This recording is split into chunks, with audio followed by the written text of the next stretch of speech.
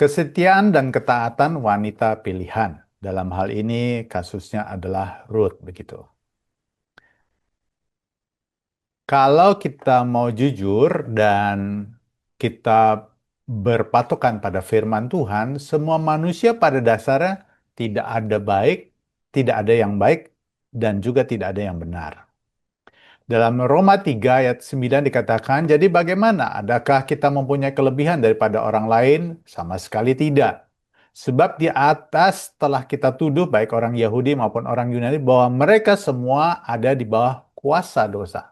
Kita pun juga begitu, karena semua manusia sudah jatuh di dalam dosa.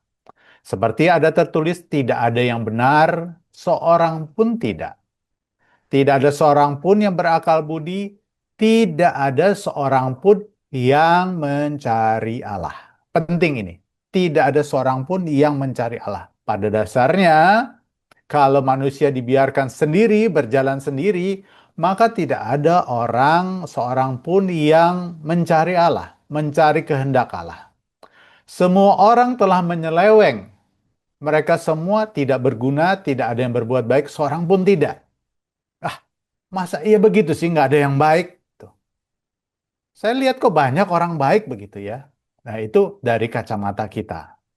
Sedangkan Tuhan Yesus sendiri eh, nanti eh, mengatakan, maaf, dalam Mazmur 14 dikatakan, Tuhan memandang ke bawah dari sorga kepada anak-anak manusia untuk melihat apakah ada yang berakal budi dan yang mencari Allah. Mereka semua telah menyelewang, semuanya telah bejat, tidak ada yang berbuat baik, seorang pun tidak. Dan Tuhan Yesus sendiri juga mengatakan, di dalam Lukas 18 ayat 19, jawab Yesus, mengapa kau katakan aku baik? Ini ketika Tuhan Yesus berdialog dengan anak muda yang sejak mudanya hidup benar menurut ukuran anak muda itu, hidup soleh begitu ya. Dan dia bilang, guru yang baik kepada Tuhan Yesus. Tapi Tuhan Yesus mengatakan, mengapa kau katakan aku baik? Tak seorang pun yang baik selain daripada Allah saja. Gitu. Apakah Yesus baik? Ya, jelas. Yesus baik karena dia adalah Allah.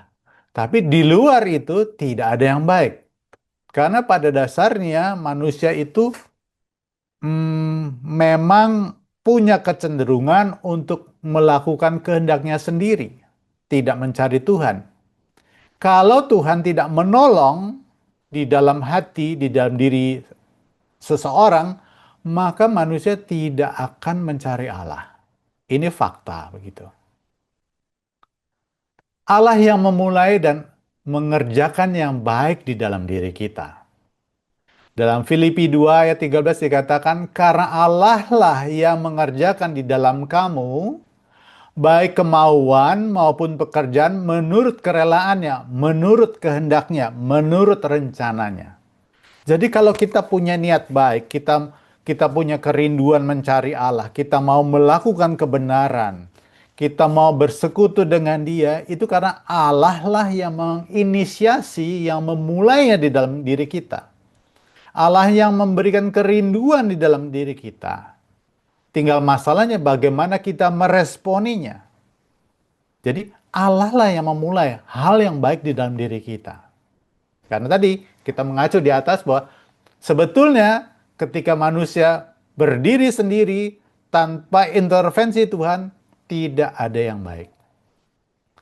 Terpujilah dalam Efesus 1 ayat 3 dikatakan, terpujilah Allah dan Bapa Tuhan kita Yesus Kristus yang dalam Kristus telah mengaruniakan kepada kita segala berkat rohani dari sorga. Sebab di dalam Dia Allah telah memilih kita sebelum dunia dijadikan supaya kita kudus dan tak bercacat di hadapannya.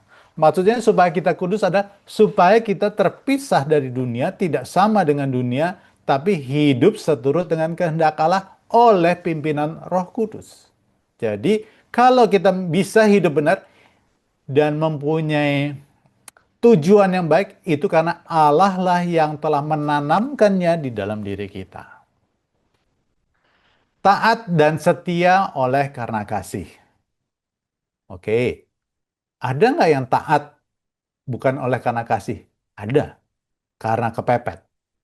Contohnya, mungkin paling yang contoh paling nyata adalah saya gambarkan pada bagaimana ketika Maria dipanggil oleh Tuhan, diberi ilham oleh Tuhan, diberi pesan melalui malaikat, dan Maria menyatakan, "Ya, aku ini hambamu." Karena dia mengasihi Allah, maka dia mau menerima firman, perintah yang Tuhan sampaikan bagi dia. Karena dia mengasihi Allah. Walaupun resikonya besar. Walaupun kondisinya ketika bagaimana dia mengandung sebelum menikah, begitu ya, itu resikonya dia bisa dirajam. Dia mungkin bisa malu mendapatkan aib, gitu. Tapi dia tetap mau memberikan dirinya, menanggalkan egonya, em, mengandalkan keadaan dirinya untuk hidup di dalam ketaatan, melakukan kehendak Allah dan menerima. Tapi ada juga orang yang nggak taat. Contohnya seperti misalkan Yunus. Yunus diperintahkan Allah untuk pergi ke Niniwe, untuk membuat kota Niniwe itu bertobat. Yunus tidak taat. Karena apa? Karena dia benci terhadap penduduk Niniwe. Tetapi Tuhan bisa memaksa seseorang terjepit mau nggak mau melakukan apa yang dia perintahkan, sekalipun dia sebetulnya nggak mau. Nah, lebih bagus mana? Taat oleh karena mengasihi Allah atau taat karena kepepet, karena nggak ada pilihan? Kita bisa jawab sendiri. Kasih bukan tentang perasaan. Aku mengasihimu. Wah, orang kadang-kadang aku cinta padamu. Sebenarnya kasih bukan soal itu. Kasih adalah sebuah keputusan dan integritas, taat dan setia. Dalam Yohanes 14 ayat 15 dikatakan, "Jikalau kamu mengasihi aku, kamu akan menuruti segala perintahku." Nggak boleh dipilih-pilih. Nggak bisa dipilih-pilih. Jadi, kalau kita mengasihi Tuhan, maka kita menanggalkan diri kita. Mungkin ada hal-hal yang saya nggak suka. Saya lebih suka A dibandingin B, tapi Tuhan pengennya B. Karena Tuhan yang perintahkan, tetap saya lakukan. Satu contoh yang paling krusial adalah tentang pengampunan. Kita bisa jadi mengalami hal yang menyakitkan dari orang lain. Sulit rasanya mengampuni seseorang. Tapi ada perintah Tuhan bahwa kita harus mengampuni orang lain. Kenapa? Oleh karena kasih. Karena Allah telah mengasihi kita lebih dahulu, karena Allah telah mengampuni kita lebih dahulu, maka kita harus mengampuni orang lain. Sekalipun luka hati kita belum sembuh. Tetapi karena kita lebih memilih mengasihi Allah lebih dari kondisi perasaan diri kita sendiri, maka kita melakukan pengampunan, memberikan pengampunan. 1 Korintus 16 ayat 14 dikatakan, "Lakukanlah segala pekerjaanmu dalam kasih." Terjemahan lainnya dikatakan, "Lakukan segala sesuatu dengan kasih." Artinya, apa yang kita lakukan itu dalam rangka kepatuhan, ketaatan kita melakukan perintah Tuhan. Apa yang dikehendaki oleh Allah, karena Allah telah mengasihi kita terlebih dahulu. Kisah Rut, perempuan Moab. Kalau kita baca pelan-pelan gitu ya, eh, pada zaman waktu itu terjadi kelaparan di tanah Israel dan ada satu keluarga pindah dari Bethlehem di tanah Yehuda menuju ke tanah Moab. Orang ini bernama Elimelek. Dia membawa istrinya Naomi dan kedua anaknya Mahlon dan Kilion. Oke, saya coba searching begitu ya di internet. Sebetulnya Elimelek ini keluarganya gimana sih?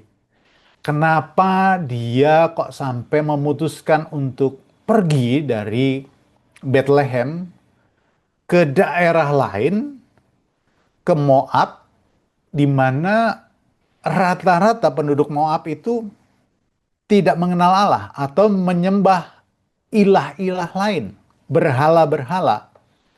Sedangkan orang Yahudi tahu bahwa Tuhan melarang untuk bergaul dengan bangsa asing karena akan bisa terseret dengan budaya dan kehidupan mereka. Elimelek artinya adalah My God is King. Tuhanku adalah raja. Kalau di orang Yahudi gitu ya, kalau ngasih nama, nama adalah doa gitu. Atau punya pengalaman rohani yang bagus yang dialami, lalu dia kasih nama buat anaknya. Elimelek adalah Tuhanku raja. Jadi Elimelek adalah orang yang beriman. Orang yang menempatkan Tuhan menjadi raja dalam hidupnya. Lalu nama Naomi. Naomi berarti menyenangkan, baik, indah, mengembirakan. Itu mungkin juga harapan juga ya dari orang tuanya gitu. Apakah Elimelek dan Naomi hidup baik di Bethlehem sebelum mereka pindah ke Moab? Bisa jadi awalnya iya. Tetapi namanya kehidupan, kita bisa mengalami pasang surut dalam kehidupan kita. Kadang-kadang baik, tapi tidak jarang terjadi hal yang buruk. Ketika Elimelek dan Naomi tidak mampu mengatasi sesuatu yang membuat keduanya tidak lagi berjalan dalam terangnya. Ini bisa terjadi pada setiap orang, bahkan orang percaya. Mungkin kalau dia petani, bisa jadi dia mengalami gagal panen. Kalau dia itu seorang pengerja begitu ya, bisa jadi dia mengalami kekecewaan terhadap pimpinannya. Atau ada hal-hal yang membuat dia kecewa, eh, lalu sakit hati, lalu terjadi perlakuan yang tidak menyenangkan dari komunitasnya. Kemungkinan itu bisa jadi ada. Sehingga kedua pasangan ini mengalami kondisi-kondisi yang tidak menyenangkan. Dasarnya apa? Kok bisa terbuka kemungkinan seperti itu? Elimelek dan Naomi mempunyai dua orang anak, namanya Mahlon dan Kilion. Mahlon berarti orang sakit atau sakit-sakitan. Seperti tadi udah saya sampaikan bahwa nama itu kan doa ya, atau harapan untuk masa depan anaknya. Tapi bisa juga sesuatu hal yang terjadi dalam hidupnya begitu membekas sehingga dia menamakan anaknya dengan nama kondisi batinnya. Kalau orang Batak lihat nama, kadang-kadang yang saya pernah dengar, apa yang dia lihat pada waktu sebelum anaknya lahir, dia kasih nama begitu. Tapi Mahlon ini orang sakit atau sakit-sakitan. Kok aneh ya? Dikasih nama Mahlon. Ada kemungkinan bahwa Elimelek ini mengalami peristiwa yang menyakitkan. Sehingga akhirnya dia kasih nama anak pertama, anak sulung loh. Namanya Mahlon. Anak yang kedua ada Kilion. Namanya juga artinya bukan bukan nama yang bagus gitu. Yang dibuang jauh-jauh. Kemungkinan juga mereka ini mengalami peristiwa yang membuat mereka dibuang jauh-jauh. Tidak diinginkan, dikucilkan, diasingkan, dan diusir. Jadi kondisinya bisa jadi pada waktu itu Elimelek yang awalnya adalah mungkin punya kehidupan yang baik, Naomi juga begitu, mereka akhirnya terisolir. Sampai pada suatu saat terjadi kelaparan di tanah Yehuda. Dan kondisi itu membuat mereka tertrigger untuk keluar dari Yehuda, keluar dari Bethlehem, pergi ke tanah Moab. Kelaparan menjadi pencetus mengambil keputusan pindah ke Moab. Dan tragedi kehidupan pun terjadi. Kita kadang-kadang mengambil keputusan untuk yang besar dalam kehidupan kita sebagai solusi untuk memecahkan masalah yang sedang kita hadapi. Mereka pindah ke Moab, berharap mereka lepas dari kondisi kelaparan, pergi ke Moab, tanah yang sebetulnya dilarang Tuhan untuk bangsa Israel pergi, karena di situ banyak orang-orang yang menyembah dewa-dewa lain, menyembah Baal, tapi mereka memutuskan pergi ke sana karena dalam kondisi keputusasaan. Dan mereka mungkin saja ketika dalam kondisi terhimpit, mereka kehilangan pegangan. Mereka lebih mengandalkan pikiran, pertimbangannya sendiri daripada pertimbangan keputusan dari Tuhan. Dan tragedi hidup mereka pun terus terjadi. Yang pertama, di tanah Moab, Elimelek akhirnya mati. Tidak disebutkan penyebab kematiannya apa. Apakah dia karena kepahitan di dalam hati yang terus disimpan, atau karena masalah-masalah lain yang terjadi. Bukan itu saja, Mahlon pun anak sulungnya mati juga. Dan yang terakhir, Kilion pun mati. Kurang lebih mereka tinggal di tanah Moab itu 10 tahun. Dan Mahlon, Kilion mengambil perempuan Moab, Orpa dan Rut untuk menjadi istrinya. Balik lagi nih, bahwa Tuhan pun juga sebetulnya melarang kan, bahwa mengawini perempuan-perempuan bangsa asing yang tidak mengenal Allah. Jadi pertanyaan, kenapa sih Mahlon Kilion akhirnya menikahi bangsa asing? Ayahnya kok apa nggak melarang mereka? Ibunya apa nggak melarang mereka? Ini jadi pertanyaan. Ada kemungkinan juga bisa jadi Elimelek kecewa pada Tuhan. Tidak mengalami pertolongan Tuhan. Mungkin saja begitu. Kondisi pahit pun berlanjut. Kebayang ya, Naomi yang lengkap pergi dari Bethlehem bersama suaminya Elimelek dan anaknya Mahlon dan Kilion. Di tanah Moab yang mereka gantungkan harapan ternyata justru membawa malapetaka, penderitaan yang berkelanjutan. Kondisi pahit. Dan kalau kita baca di kitab Rut bahwa mantu mereka Orpa dan Rut itu mengasihi Naomi. Jadi saya melihat mereka begitu ya, sepertinya Naomi ini mertua yang baik, mertua yang mengasihi para mantunya, sehingga mantunya pun mengasihi mertuanya. Dalam kondisi seperti itu, kepahitan demi kepahitan berlanjut, Naomi merasa seolah-olah bahwa dirinya ditinggalkan oleh Tuhan.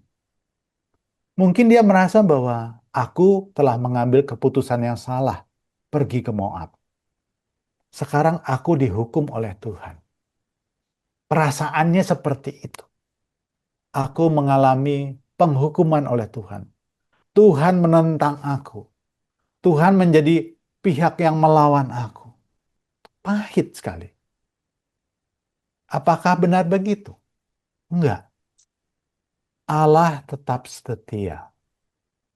Kematian, kegagalan, keputusan bukan akhir dari cerita, tetapi awal dari sebuah kisah yang luar biasa. Ternyata Allah menyiapkan Ruth menjadi penolong dan penghibur bagi Naomi. Setelah Naomi kehilangan keluarganya, Allah menyiapkan Ruth untuk menjadi penolong bagi Naomi, untuk menggenapi rencana besarnya. Kesetiaan, penderitaan, dan pemeliharaan Allah. Kesetiaan Ruth menggambarkan kesetiaan sejati dalam iman, sekalipun kondisi ke depan tidak pasti. Kalau kita baca bahwa 3 kali Naomi membujuk mantunya, Orpa dan Ruth, untuk tetap tinggal di Moab. Ayo, kamu tinggal aja di sini bersama keluargaku, bersama keluargamu. Menikahlah lagi, karena mereka nggak punya anak, belum punya anak. Mereka masih muda, menikah lagi. Aku nggak bisa ngasih kamu suami. Anak-anakku sudah mati semua. Kalau aku menikah lagi, lalu kamu menunggu keturunanku untuk bisa menikah denganmu, berapa tahun lagi? Rasanya nggak mungkin. Dan Naomi terus membujuk sampai 3 kali. Akhirnya Orpa berpikir bahwa iya juga ya, masa depanku masih panjang, keluargaku ada di sini. Kalau aku ikut Naomi, walaupun aku sayang mertua aku, tapi aku mungkin punya masa depan yang lebih baik kalau aku tetap tinggal di Moab. Nah, Ruth berbeda. Ruth berbeda. Ruth lebih memilih untuk tetap mengikuti Naomi. Sekalipun, sekalipun dia tinggal berdua dengan Naomi, menuju ke negeri yang asing baginya, Israel, Yehuda. Dia belum punya kepastian juga bahwa akan hidup lebih baik.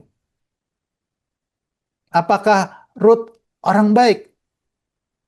Kita tadi udah dibaca di atas bahwa tidak ada seorang pun yang benar dan baik. Tapi saya percaya bahwa ada iman, ada visi yang mungkin Ruth pada waktu itu belum tahu masa depannya. Tadi ada iman yang diberikan Allah, ditanam Allah di dalam diri Ruth. Dan itu berkobar dalam hatinya. Yaitu kasihnya kepada Naomi. Bonding itu bukan kebetulan. Tapi memang iman yang diberikan oleh Allah di dalam diri Ruth untuk tetap mengikuti Naomi. Sekalipun masa depannya belum pasti. Sama seperti iman yang diberikan kepada Abraham. Keluar dari tanah Ur Kasdim, kenyamanan, ke negeri yang akan kutunjukkan padamu. Belum tahu kemana. Jadi hal yang baik yang kadang-kala belum kita mengerti, itu ditanamkan Tuhan di dalam diri kita. Bukan karena kita baik, enggak. Tapi memang Tuhan punya rencana di dalam diri kita. Tugas kita adalah mentaatinya dan tetap setia mengikutinya. Sekalipun mata kita belum bisa melihat. Keluhan Naomi. Pergumulan dalam penderitaan, ya kita bisa paham kondisinya pada waktu itu. Apa yang dialami Naomi pasti. Sebagai manusia normal, kita pasti banyak melakukan keluhan. Karena penderitaan yang kita alami. Dan seringkali kita merasa bahwa ini hukuman dari Tuhan. Karena aku salah, aku begini, begitu, begini, begitu. Kalau penderitaan, ini hukuman. Itu pemikiran yang normal yang seringkali kita alami. Dalam banyak kasus, penderitaan adalah bagian dari rencana Allah yang lebih besar. Kita belum bisa menyelami pikiran Allah. Apalagi kalau kita tidak bergaul erat dengan Allah. Nah, boleh dibilang Naomi ini kan imannya nempel ya gara-gara dia menikah dengan anaknya, Ruth ini imannya menempel karena menikah dengan anak-anaknya Naomi. Tapi Tuhan memberikan iman, Tuhan memberikan semacam dorongan di dalam hati Ruth untuk mengikuti Naomi. Keluhan dalam penderitaan adalah hal yang wajar, seperti yang dialami oleh Naomi. Juga terjadi pada Ayub dan Daud.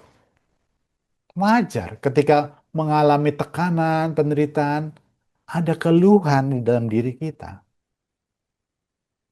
Tuhan juga bisa ngerti. Ada hal yang normal. Hanya satu saja yang Tuhan ingin bahwa mendekatlah selalu pada Tuhan. Jangan tinggalkan dia. Karena memang kalau kita ninggalin Tuhan, kita nggak mampu menanggungnya. Percayalah bahwa Allah punya rencana yang baik dalam kehidupan kita. Sekalipun waktu kita jalanin itu nggak enak gitu. Kesetiaan Tuhan dalam rencana penebusan, Tuhan dapat memakai siapa saja termasuk orang asing dalam rencana penebusan. Ternyata Tuhan bisa memakai bangsa lain untuk nanti melalui keturunannya akan lahir seorang raja besar, akan lahir juru selamat. Jadi sekalipun Israel adalah bangsa pilihan, bukan berarti bahwa Allah tidak bisa atau tidak mau memakai bangsa lain. Sekalipun bangsa Israel adalah bangsa pilihan Allah, tetapi ketika bangsa Israel tidak taat dan setia melakukan kehendak Allah, ya mereka dihukum juga. Hukum berkat dan kutuk itu berlaku untuk semua orang. Pada dasarnya manusia ini diberkati oleh Allah. By default, manusia dalam kondisi terberkati oleh Allah. Kalau manusia itu taat dan setia melakukan perintah Allah, maka manusia bisa menikmati berkat-berkat yang sudah Tuhan berikan bagi kita. Tetapi ketika manusia itu tidak taat dan setia kepada Allah, maka yang terjadi adalah lawannya, yaitu kutuk. Ini berlaku sampai sekarang. Penerapan Rut dalam Rut 1 ayat 18 sampai 22 dalam kehidupan Kristen. Satu, kita harus percaya pada rencana Allah dalam penderitaan. Sekalipun banyak penderitaan yang kita jalani, bukan berarti Allah meninggalkan kita. Allah selalu ada pada tempatnya. Dia selalu setia. Kalau kita mau datang kepadanya, dia adalah Allah setia dan adil. Dia mengampuni kita. Kesalahan yang terbesar adalah ketika kita mengalami persoalan, penderitaan, kita justru menjauh dari Allah. Kesetiaan dalam mengikuti Kristus itu seperti apa yang sudah dilakukan oleh Ruth. Jalan-jalan yang Tuhan Yesus berikan kadang-kadang dalam kehidupan kita bukan jalannya mudah. Tuhan tidak pernah menjanjikan jalan yang tidak pernah ada masalah. Kadang-kadang ketika kita harus memilih berjalan dalam kebenaran, itu kita harus menanggalkan kenyamanan kita. Tetapi jalan yang Tuhan berikan bagi kita, itu baik buat kita. Nah, masalahnya mindset di dalam diri kita ini, kita percaya nggak bahwa Allah itu sangat mengasihi kita, dan dia merancangkan rencana bagi hidup kita sebelum kita diciptakan, supaya kita bisa menikmati kehidupan yang baik di dalamnya. Kehidupan yang baik belum tentu selalu kehidupannya selalu nyaman. Tapi kehidupan yang penuh dengan damai sejahtera dan kebahagiaan. Kebahagiaan tidak selalu berarti melakukan kesenangan. Tapi ketika kita taat dan setia melakukan apa yang Tuhan perintahkan, kita hidup di dalam kebahagiaan karena sukacita itu diberikan Allah di dalam diri kita karena kita hidup seturut dengan kebenarannya. Kita harus juga belajar melihat penderitaan sebagai bagian dari pemurnian. Penderitaan bukan akhir cerita, tetapi awal pemulihan besar. Mengandalkan Tuhan, bukan keadaan. Kadang-kadang gitu. Apa yang dilakukan Elimelek, pergi dari Yehuda, dari Bethlehem, karena dia melihat, oh keadaan di luar lebih baik. Kelaparan memang trigger. Tetapi bisa jadi tadi disampaikan bahwa kondisi hatinya bisa jadi ada masalah. Sehingga ini sebagai pelarian, jalan keluar, ada kesempatan. Ingatlah, di dalam segala keadaan, suka maupun duka, tetaplah mengandalkan Tuhan, bukan hikmat manusia. Tetapi kepergian Elimelek dan keluarganya keluar dari Bethlehem menuju Moab, Tuhan izinkan terjadi karena Tuhan punya rencana yang besar di balik itu. Yaitu membawa Rut perempuan Moab untuk datang ke Bethlehem dan dia nanti akan bertemu dengan Boas dan dari pernikahannya dengan Boas akan melahirkan keturunan Obed, kakek dari Daud, dan Isai, ayah dari Daud. Allah selalu setia dalam setiap musim hidup kita. Wanita pilihan adalah wanita yang rajin dan bertanggung jawab. Setibanya di Bethlehem, Ruth tidak menyerah pada keadaan.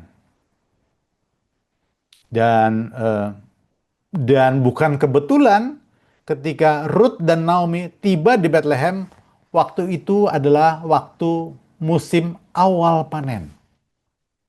Jadi kebayang ya, Naomi tidak membawa apa-apa. Ruth juga tidak ada membawa apa-apa. Tetapi Naomi membawa kedukaan dan juga dalam kondisi miskin. Tapi Allah menentukan timing yang tepat kapan Naomi harus kembali ke Bethlehem. Yaitu pada waktu musim panen. Apa yang dilakukan oleh Ruth? Ia bekerja memungut jelai di ladang untuk mencukupi kebutuhan hidup. Naomi pasti sudah tua, tapi Tuhan memberikan Ruth sebagai penolong bagi Naomi. Ruth orang yang rajin, dia bekerja keras. Dan di sanalah ia bertemu dengan Boas. Ruth tidak malas, tidak mengeluh, tetapi rajin bekerja dan bertanggung jawab oleh karena kasih. Tuhan mengangkat Ruth yang taat dan setia dalam kasih. Tuhan tidak pernah melupakan kesetiaan Ruth. Bagaimana dia take care, bagaimana dia memelihara mertuanya. Dia bekerja keras untuk memenuhi kebutuhan mertuanya. Dan dia selalu mendengar apa yang disampaikan oleh mertuanya Naomi. Pada saatnya Naomi memberi instruksi apa yang harus dilakukan Ruth untuk bisa dekat pada Boas. Coba kalau Ruth bertindak semaunya sendiri, bertindak berdasarkan hikmatnya sendiri, kemungkinan dia nggak akan ketemu dengan Boas. Ruth akhirnya menikah dengan Boas dan melahirkan Obed. Obed menjadi ayah dari Isai dan kakek dari Daud. Artinya, seorang wanita sederhana menjadi bagian dari sejarah besar rencana Tuhan. Wanita sering menjadi penjaga kasih dalam keluarga.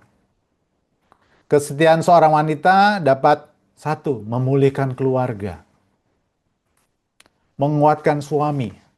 Tidak jarang seorang suami yang menghadapi permasalahan dalam hidupnya, pekerjaan, karir, terpuruk, mendapatkan semangat, kekuatan dari pasangan hidupnya yang terus mendoakan dia, yang terus hmm, berjuang bersama-sama.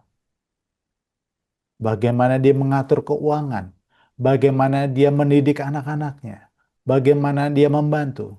Sampai pada suatu saat suaminya kondisi karirnya pulih kembali. Ada pepatah,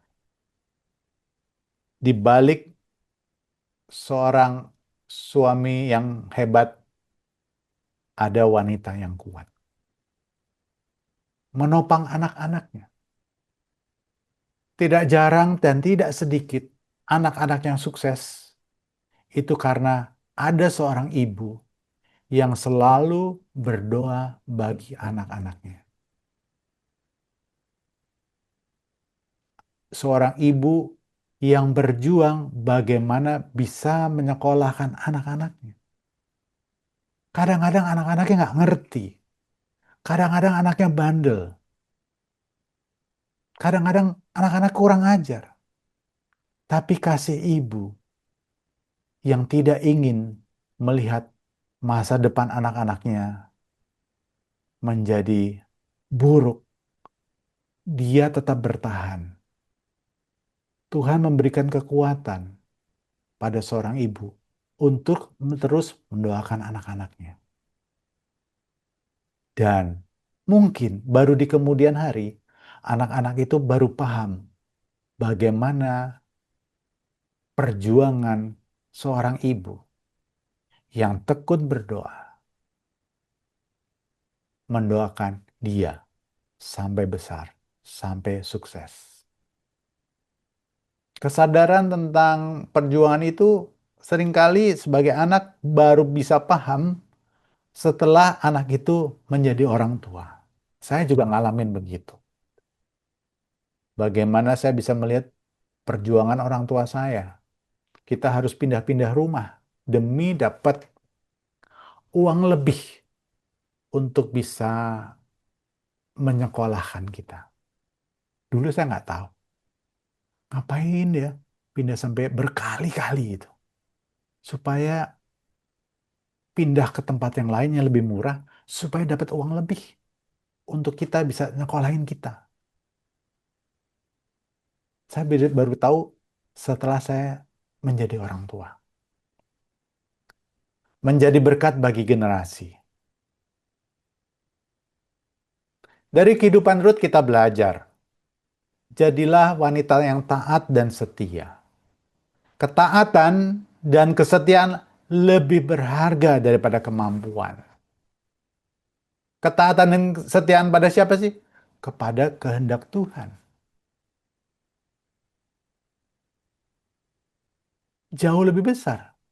Takut akan Tuhan adalah awal dari hikmat, dari pengetahuan. Kemampuan analisa kita melihat ke depan begitu terbatas. Kita bisa hanya melihat ke depan itu oleh karena pengalaman di belakang. Kita terbatas, kita nggak tahu masa depan kita. Apakah Ruth bisa melihat masa depannya? Enggak. Apakah Ruth bisa tahu bahwa dia akan menikah dengan seorang Boas, orang yang kaya? Enggak. Tapi dia mau melangkah. Tuhan memang menaruh iman itu di dalam hati Ruth untuk mengasihi Naomi. Tanpa sadar, Tuhan sedang menggiring mereka berdua untuk masuk ke dalam rencana yang lebih besar. Kuncinya cuma satu, taat dan setia. Apalagi sekarang, kondisi dunia sedang tidak baik-baik saja. Ini saatnya Tuhan memanggil kita untuk lebih melekat lagi kepada Tuhan, mengandalkan Tuhan. Karena analisa kita nggak bisa. Kemampuan kita terbatas. Jangankan kita, negara aja juga terbatas. Dunia ini penuh ketidakpastian. Hanya satu pribadi yang tahu tentang masa depan, yaitu Allah itu sendiri.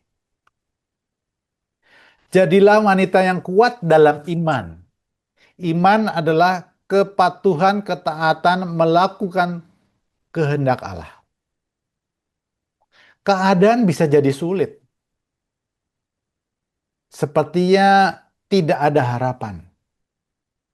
Tapi percayalah bahwa Allah yang Maha Tahu, Allah yang Maha Kuasa, Allah yang menciptakan alam semesta ini begitu mengasihi kita. Sehingga dia mau mengaruniakan anaknya yang tunggal Wah, untuk aku menebus kita. lampunya nyala. Mama tadi pagi kan ngambil cucian. Itu ya. Oh, makin Keadaan boros boleh nih jam. sulit, tetapi iman harus tetap teguh. Melekat terus. Caranya adalah bergaul terus dengan firman Tuhan. Jangan jauhi persekutuan dengan saudara-saudara seiman supaya saling menguatkan. Mestinya begitu.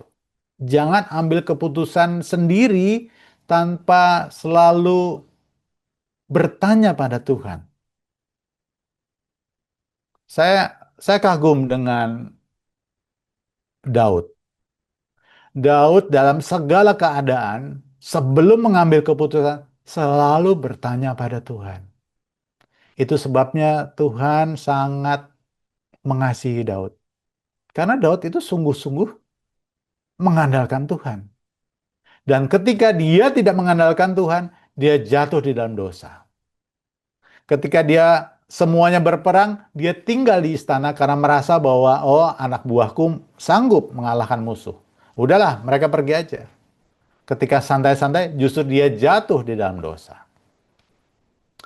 Jadilah wanita yang rajin dan bertanggung jawab. Apa yang kita lakukan hari ini adalah investasi bagi masa depan keluarga. Percaya bahwa Tuhan melihat setiap pengorbanan. Tuhan tidak Saya ingat postingan Pak Heri, tulisannya begini. Tuhan tidak pernah berjanji untuk tidak ada air mata ketika menjalani kehidupan. Tetapi setiap air mata itu tidak akan sia-sia. Yang penting kita setia. Dua ilustrasi, pertama ibu yang setia berdoa. Tadi saya sudah sampaikan bahwa ada anak yang baru menyadari bagaimana dia bisa selamat dari kehidupan yang sia-sia, kehidupan jalanan yang menghancurkan oleh karena doa ibu yang terus-menerus. Di dalam derayan air mata, oleh karena kasihnya tidak ingin kehilangan anaknya, tidak ingin anaknya binasa. Seorang ibu terus-menerus mendoakan anaknya. Wanita yang setia di masa sulit. Demikian juga sebagai pasangan hidup. Pasangan hidup kita bisa jadi mengalami kondisi-kondisi sulit. Jadilah pendamping hidup, penolong hidup untuk menguatkan. Mengingatkan kembali bahwa tetap masih ada Tuhan yang selalu setia tidak pernah meninggalkan. Banyak orang bilang kan laki-laki itu diem gitu ya. Nggak ngomong kok ada masalah. Tapi justru itu yang kadang-kadang membuat jadi penyakit. Saya sering lihat juga bahwa kalau di ibadah, ibu-ibu lebih banyak.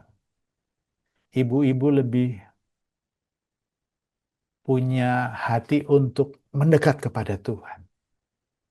Karena kalau orang udah sibuk, udah banyak tekanan, seringkali fokusnya pada tekanan hidup. Bagaimana mencari solusi. Tapi ketika ada orang punya waktu lebih cukup, itu saatnya datang kepada Tuhan, berdoa kepada Tuhan, bergaul dengan firman.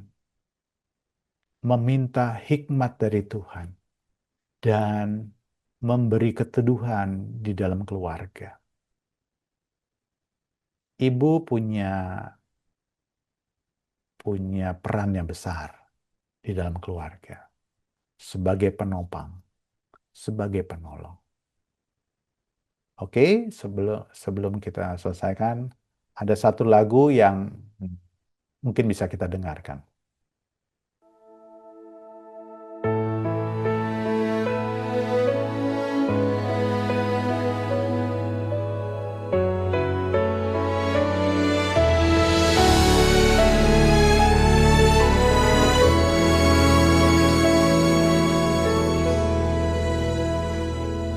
Langkahku meninggalkan tanah lama, semua yang ku kenal ku tinggalkan. Jalan yang tak pernah ku tahu, namun kasih memanggilku berjalan. Air mata di tanah Moab, harapan terasa hampir hilang, namun hatiku telah memilih untuk tetap setia berjalan. Kemana engkau pergi, aku pun akan pergi. Di mana engkau tinggal, di sana aku tinggal. Karena kasih aku mengikut, walau jalan penuh air mata. Tuhanmu menjadi Tuhanku, bangsamu menjadi bangsaku. Karena kasih aku setia, takkan kembali ke masa lalu. Bersama Tuhanku melangkah, sampai harapan menjadi nyata. Di ladang yang asing ku bekerja, dengan iman di setiap langkah. Tuhan melihat kesetiaan yang lahir dari hati yang tak